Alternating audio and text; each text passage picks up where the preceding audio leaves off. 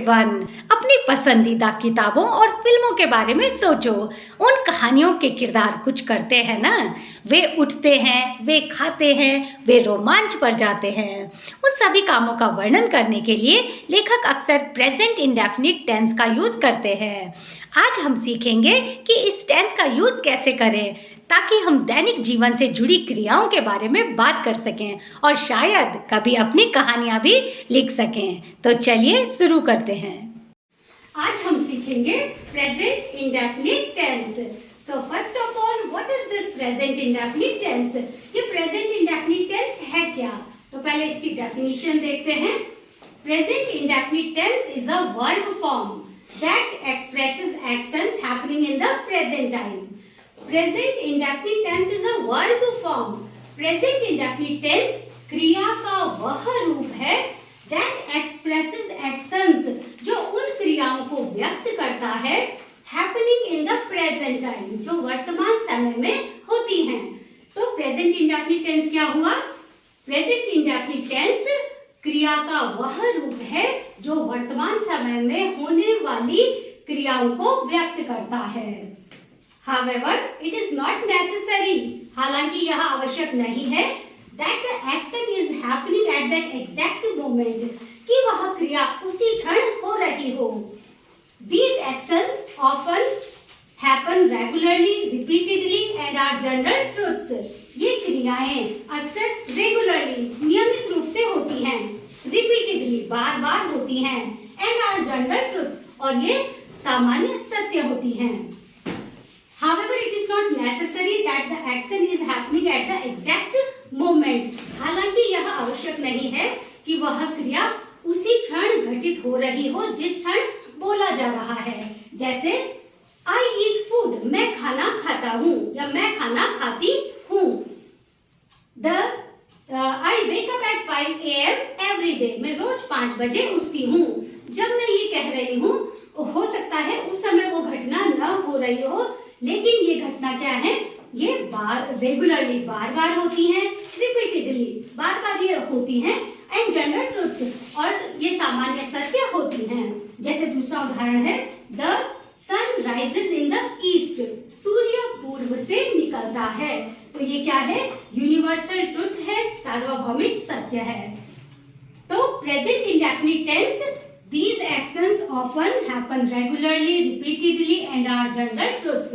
Present indefinite tense के जो वाक्य हैं वे नियमित रूप से होते हैं, बार बार होते हैं। प्रेजेंट इंडेफिनिट टेंस है क्या? क्रिया का वह रूप है जो हमें उन कार्यों के बारे में बताता है जो वर्तमान समय में होते हैं। हालांकि ये आवश्यक नहीं है कि वो उस समय भी हो रहे हो जब बोला जा रहा है, लेकिन वर्तमान समय में होते हैं, बार बार होते हैं, रेगुलर होते हैं।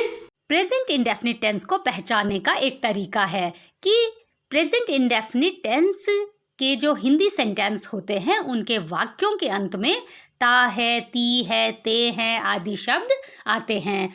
जैसे मैं सुबह 6 बजे उठता हूँ, ता हूँ इसमें आ रहा है। मैं खाना खाता हूँ, ता हूँ आ रहा है।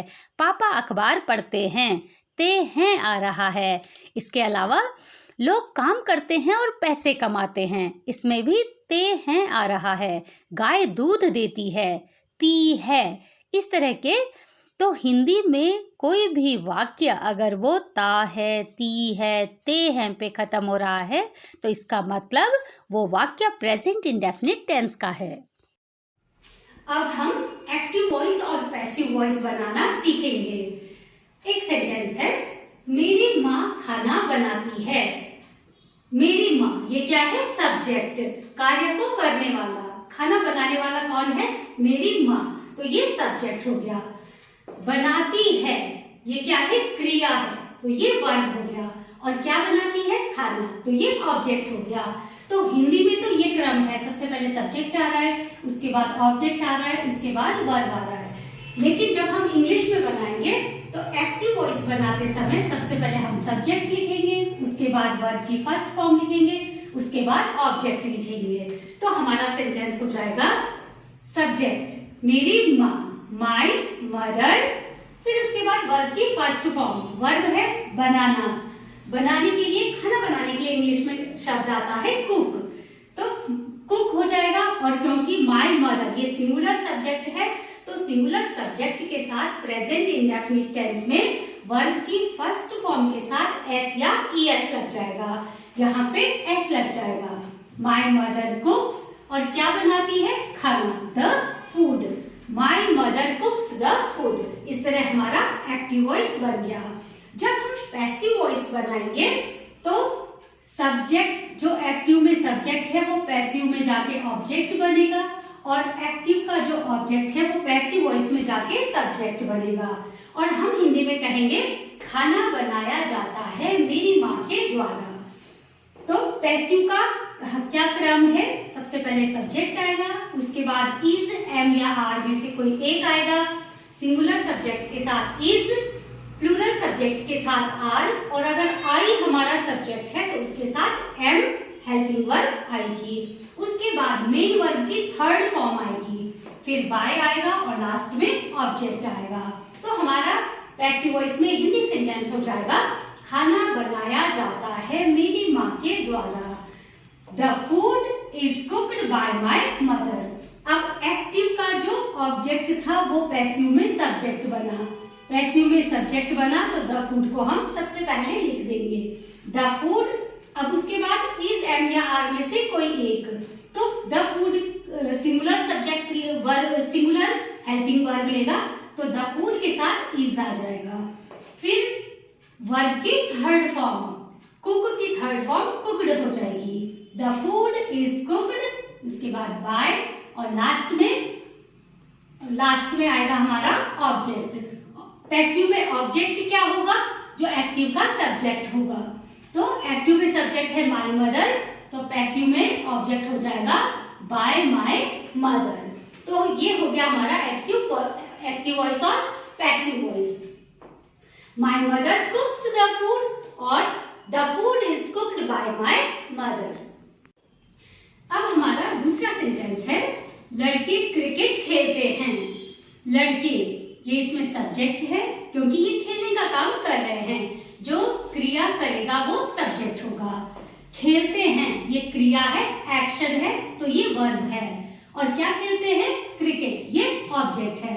अब एक्टिव वॉइस जब हम बनाएंगे तो सबसे पहले सब्जेक्ट आएगा, उसके बाद वर्ब की फर्स्ट फॉर्म और उसके बाद ऑब्जेक्ट। तो सबसे पहले सब्जेक्ट लड़के, बॉयज, वर्ब की फर्स्ट फॉर्म, वर्ब है खेलना, प्ले। अब क्योंकि बॉयज यानी लड़के ये बहुत सारे हैं, ये प्लूरल सब्जेक्ट है, बहुवचन है, इसलिए वर्ब की फर्स्ट फॉर्म में एस या एस नहीं लगेगा। और तीसरे नंबर पर object cricket, boys play cricket. अब जब हम पैसिव बनाएंगे तो पैसिव वॉइस में सब्जेक्ट कन्वर्ट हो जाएगा ऑब्जेक्ट में और ऑब्जेक्ट कन्वर्ट हो जाएगा सब्जेक्ट में, तो पैसिव हमारा बनेगा। और पैसिव का हमारा जो क्रम है वो होता है सबसे पहले सब्जेक्ट आता है, उसके बाद इज, एम या आर में से कोई एक आता है, उसके बाद वर्ब की थर्ड फॉर्म आएगी, उसके बाद बाय और लास्ट में ऑब्जेक्ट आएगा। तो सबसे पहले सब्जेक्ट। सब्जेक्ट क्या? जो एक्टिव में ऑब्जेक्ट है, क्रिकेट। अब क्रिकेट के साथ हम इज, एम या आर में से क्या लेंगे? इज। क्रिकेट इज, वर्ब की थर्ड फॉर्म, प्ले की third form played. Cricket is played by. अब ऑब्जेक्ट, पैसिव वॉइस में ऑब्जेक्ट क्या होगा? जो एक्टिव में सब्जेक्ट है, by the boys. Cricket is played by the boys. तो इस तरह ये हमने ट्रांसलेट किया, लड़के क्रिकेट खेलते हैं, बॉयज प्ले क्रिकेट। क्रिकेट खेला जाता है लड़कों के द्वारा, cricket is played by the boys. तो ये हो गया हमारा एक्टिव वॉइस और पैसिव वॉइस बनाना। इस तरह से हम एक्टिव और पैसिव वॉइस बनाएंगे। तो ये था प्रेजेंट इंडेफिनिट टेंस। मुझे उम्मीद है आपको ये वीडियो पसंद आया होगा। अगर आपकी कोई सवाल है तो कृपया कमेंट में बताएं। और अब आप इस टेंस को सीख चुके हैं तो शायद अब आप अपनी कहानियाँ लिख सकेंगे। मिलते हैं अगली वीडियो में।